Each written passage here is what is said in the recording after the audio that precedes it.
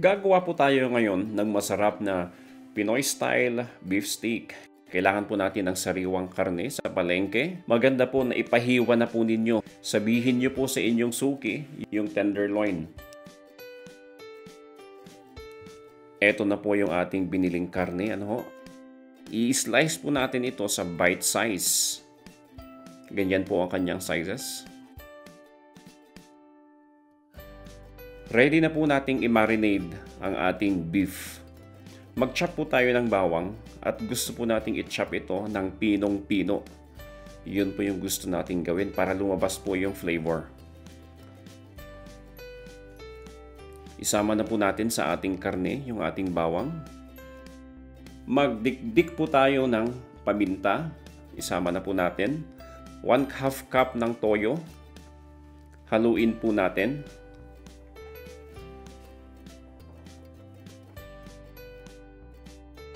I-marinate po natin sa loob ng 1 oras. Mag-slice po tayo ng sibuyas. Tanggalin po natin yung kanyang nasa gilid. Gawin natin po siyang onion rings. At kunin po natin yung nasa gitna. I-chop po natin siya ng pinong-pino. Gagamitin po natin yan sa ating paggigisa ng ating beef steak.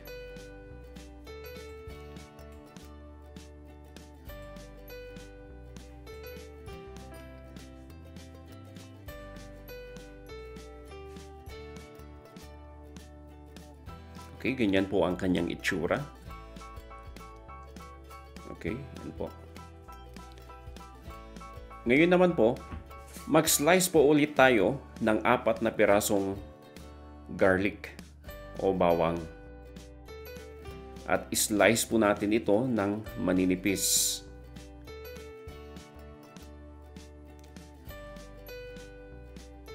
Kumuha po tayo ng pan. Lagay tayo ng konting mantika. At tostahin po natin yung ating bawang. Dahan-dahan po para hindi po ninyo ma-over-toast o masunog yung inyong bawang. Okay, haluin po. Nang sa gayon po, pantay po yung kanyang pagiging brown. Ganyan po yung technique po niya.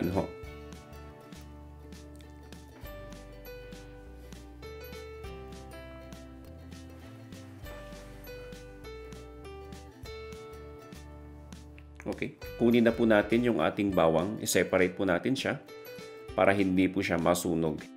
Prepared na po yung ating bawang at sibuyas. Pwede na po tayong maggisa. Maghanda po tayo ng 1 piraso ng lemon. Kunin po natin yung ating marinade. Painitin po natin yung ating kawali at yung gagawin po natin, hindi po natin ifa-fry yung ating beef ng minsanan. 1 1/4 kilo po yan. Ang gagawin po natin, hahatiin po natin sa 2 batch. Ano po? Lagyan natin ng mantika. Okay, so unang batch po, ilagay po natin sa ating mainit na kawali. Yan po.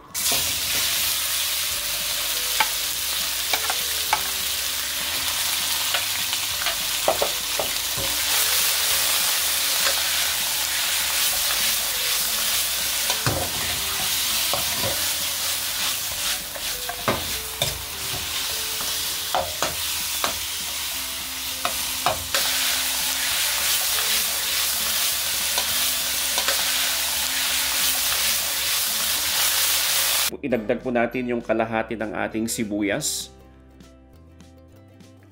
at patuloy lang po natin siyang haluin.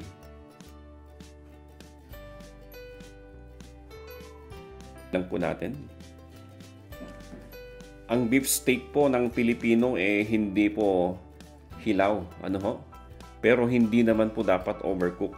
Pag na-overcook na po siya, matigas na po yung ating beef. So, kailangan po pantay yung atin pong paghahalo. Haluin lang po natin ang haluin. Idagdag po natin yung ating kalahati ng lemon. At saka po natin haluin po muli. Po yan.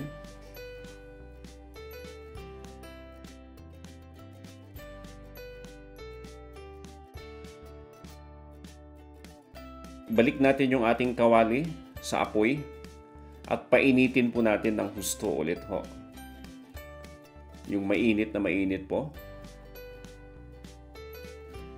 Saka po natin ilagay yung ating karne.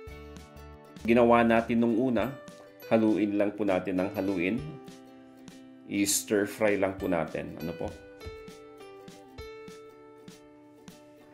Ilagay natin yung natitirang sibuyas at patuloy lang natin haluin para pantay po yung kanyang pagkakaluto. Para naman po sa ating sauce, maglagay po tayo ng 1/2 cup ng chicken stock o kaya tubig na may magic sarap o chicken powder. Pwede po yun. Gamitin po natin yung ating pinagprituhan ng ating beef steak. Haluin lang po natin hanggat siya ay kumulo. At palaputin po natin gamit ang cornstarch at tubig. Depende po sa inyong panlasa kung gaano po kalapot ang gusto po ninyo. Ano po? Dagdagan natin po ng 1 tablespoon ng soy sauce.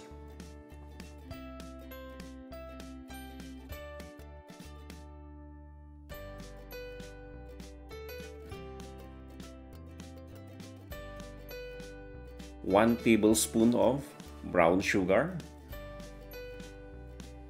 At lagdagan po natin ng konting chili o sili. Depende po yan kung gusto po ninyo ng medyo maanghang. Okay, haluin lang po natin ang haluin hanggat lumapot po siya. Okay, halos ready na po ito. Sarap po ng beef steak, lalo na po pag ito ay napakalambot. Ano po?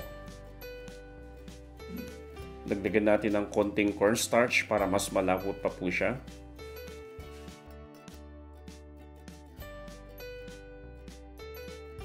Ihalo na po natin siya sa ating beef steak.